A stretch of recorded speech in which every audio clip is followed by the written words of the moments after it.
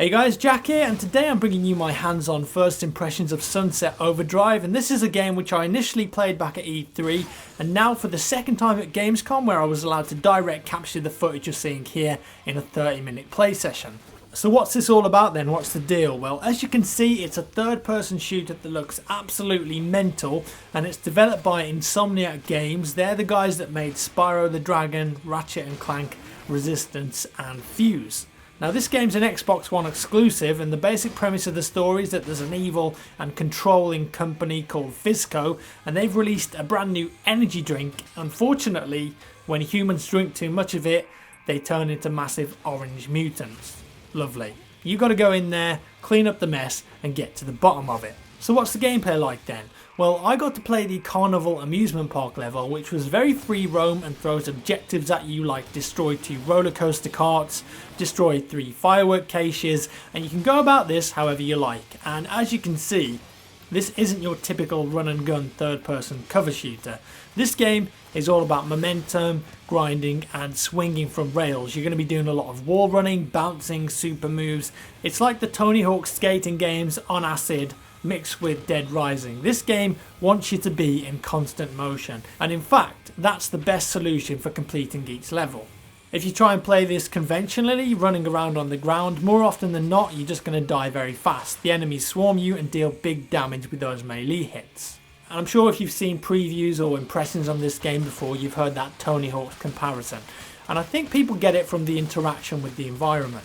In Tony Hawk's, you had to complete a number of assignments per level, and you did that by pulling off tricks to score points or reaching high places, collecting letters. The more you explored, the more daring you were able to be with your tricks. There was also contextual tricks in certain areas of the map that earned you more points.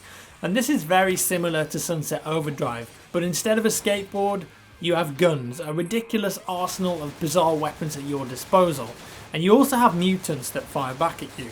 They climb, they attack you, they launch projectiles that freeze and slow you down whilst you're grinding. They can really mess up your flow. And there's a load of different types of enemies too. You've got your basic grunts, both ranged and melee, Fizco robots, unique bigger bosses that have JCB diggers for arms. But whilst you're firing all of these creative weapons at the bad guys, you can interact with everything in the playing space, and that's a necessity of the game. Succeeding is playing to the strengths of the gameplay mechanics here. You have to wall run, you have to grind and reach those high places, or you're just going to die again and again.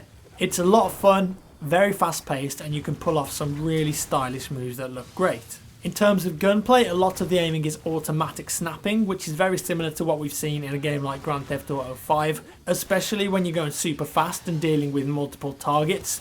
The different types of weapons include your standard AK-47s and Magnums, to the obscene exploding teddy bears, ice bombs and Roman candle launcher. There's even a weapon called the High Fidelity, which launches vinyl records through the air that ricochet and actually play whatever song is on them as they're launched towards a target. All of these creative weapons are going to fill you out with an arsenal that empowers the player and creates some gorgeous particle and environmental effects. There's no doubt that the game looks great and has a unique art style. It's a refreshing change from the usual dreary, grey apocalyptic shooter that we've become accustomed to. However, I have to say that at times I definitely felt the frame rate drop considerably below 30 frames per second with stuttering, and the dips were quite noticeable for me. Wait till the Digital Foundry guys get their hands on this for some real numbers. I was quite surprised at this, to be honest. For a high octane, continuous movement, next gen third person shooter, maintaining a smooth playable frame rate should be an absolute priority, and this was one of the only disappointments for me.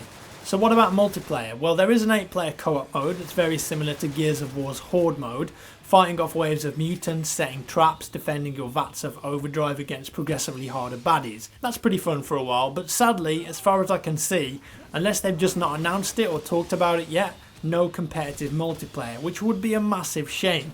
I think there's a great shot here to create a unique multiplayer experience that would be incredible to watch and play, and it'd reward the hyper-skilled players who can navigate the levels the best. I really hope that Insomniac come out and announce something like this. It'd be a big missed opportunity if they don't have it, in my opinion. Overall, I have to say I had a lot of fun playing the 30 minutes of Sunset Overdrive I experienced. It's a cool game that plays well with a load of character customization, inventive weaponry and gameplay possibilities. I just really want to see how they turn this open world free roam sandbox experience into a fully fledged single player campaign with characters and story.